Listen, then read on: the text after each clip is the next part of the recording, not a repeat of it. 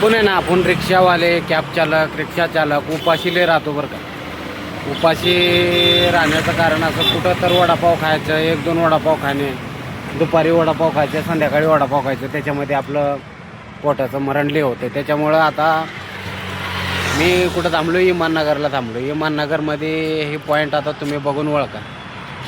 हे इकडं लोहगाव ह्या साईडला जायचा रस्ता विमाननगरपासून, आणि हे इकडं पाठीमागं हॉटेल आहे.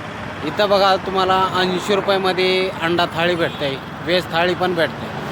इथं आलो की आता वडापाव वगैरे खायचं बंद करायचं आहे. ह्या साईडला आलो का नाही, मग एक थाळी खाऊन जायचं बिंदास.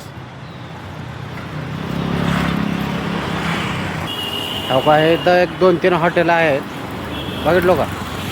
इथं आलो का फर्स्ट क्लासपैकी 80 रुपयामध्ये भेटून जातो. तर आता जास्त पोटाला मारायचं नाही. जिथं आपणाला दुपारच्या टायमाला, आता आपण सकाळी तर उपाशी देतो प्रत्येकजण घरातून, तेवढं लवकर उठून कोण डबा करून देत नाही. मग सकाळचा नाश्ता तर प्रत्येक माणूस करू शकत नाही. सहसा आपण दुपारचं जेवणच करतो, बरोबर आहे का. मग दुपारच्या जेवणाला अशा ठिकाणी थाळी बिळी भेटत असलं का, थाळी बिळी खाऊन जायचं. वडापावर दिवसा काढायचं नाही बरं का. वडापाव बी आता 25-30 रुपयाला भेटायला लागले. मग ते 2 वडापाव खायचं म्हटलं की 60 रुपये जातात, 50-60 रुपये. त्याच्यापेक्षा भारी आपलं हे आपलं थाळी खाल्लेलं बरं, बरोबर आहे का. जिथं चानच भेटते तिथं दणकून आणायचं, विषय टॉपचा करून टाकायचं बरं का. उपाशी राहायचं नाही, पोटाला मारायचं नाही जास्त. चलतो मी बी आता, माझं झालं जेवण फुल. मी निघतो आता CNGच्या नंबरला जाऊन गाडी लावतो आपलं रिक्षा. तर भावानो, आता मी CNG भरून थांबलो तर इकडं मोंडवा ब्रिजच्या अलीकडं खराडी साईडला थांबलो. आता उचलतो एखादी मोठं बुकिंग आणि जातो बाणेर साईडला. बाणेर साईडला गेले की मग तिकडून एक मोठं बुकिंग आणायचं, असा विषय. विमाननगरला होतो, 100 रुपयाचं विमाननगरचं भाडं पडतं. चला घेऊन जातो मित्रांनो, 1 मिनिटाचं आहे. आणलो होतो विमाननगरला भाडं 100 रुपयाचं होतं. तर हे आहे फिनोलेक्स मॉल. आता सोडलो, आता एखादी चांगलं भाडं उचलं म्हणतो. पडलं बघा चांगलं भाडं, 45 रुपये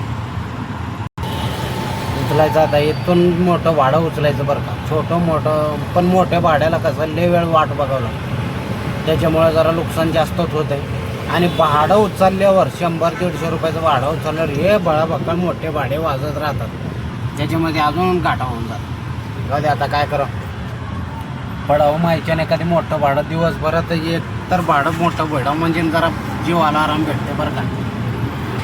बुकिंग करता गेलं जरा दणकून पडला होता अजून. बघितलो का, 40च भाडं वाजायला नुसतं 40चे 6. एखादी भाडं बघतो अजून एक 10-15 मिनिट बघायचं, नाही पडलं की उचलायचं, आपलं छोटं मोठं करत राहायचं, काय विषय नाही. आता इमाननगर फिनोलेक्स मॉलपाशी येऊन थांबलो. थोड्याच्या वेळात मग कुठं राहील सांगतो तुम्हाला, ठीक आहे. आणि कितीचं भाडं उचललं ते सांगतो आत्ता. 8:30 वाजणार तर बाबा, 1 तास झालं मला इथंच फिनिक्स मॉलमध्ये येऊन थांबलो आहे बघा.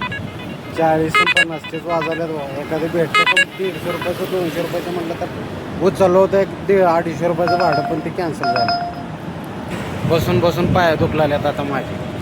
हातो हातो मेलेडियन टॉपिक काय आपलं विक्स.